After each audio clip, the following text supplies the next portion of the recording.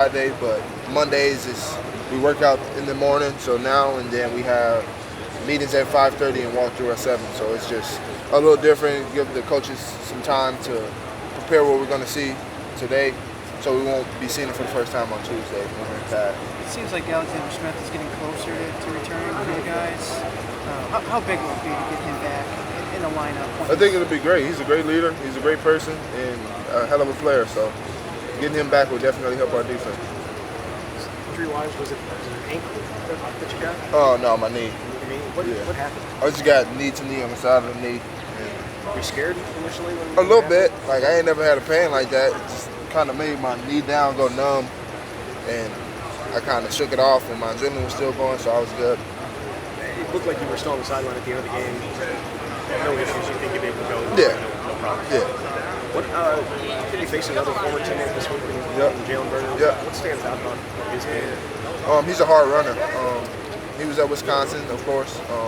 I got to get a little personal connection with him. He's a great person, and no doubt about it, I think he's going to come out here and try to run his hardest game he has this year, just because of him being here and then leaving. It's usually how it goes. When you transfer to somewhere else and you play that team, you want to play your heart out to basically give a big FU to the opposing team. So Was it kind of like that with the Kia? yeah. It seemed like that for him. Yeah. And I feel like Jalen may have that same kind of thing. That's human nature, man. So. Against Northwestern, looked like you guys were getting a better push in that front seven and really changing the line of scrimmage off the snap. Did you feel a difference on Saturday in terms of what you guys were doing? And it looked like you got them in a lot more third and longs than you guys have been doing all season. Yeah, that was an emphasis of this week, was getting knocked back, and I think we just need to keep that on throughout the whole year. Just front seven, especially the defensive line, that was our Creole this week. Basically get as much knockback as you can. I don't care what you do, as long as you're 3 yards off, behind the line of scrimmage.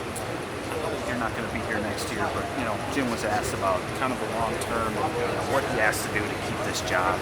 I'm curious, did your players feel some sense of responsibility towards him to, play your butts off the rest of the season and kind of make sure the staff stays intact as much as possible? Yeah, I feel like we should do that regardless, but for Coach Leonard, it's a lot of stuff that you would want to do more for that guy. He makes you want to run through a brick wall.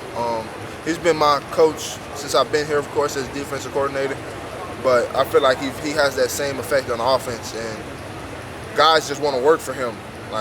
He's not the type of guy who's just going to yell at you for no reason. He's going to make sure you're doing what you need to do, and I think it's all on us to keep him at the head coach job by playing well. So.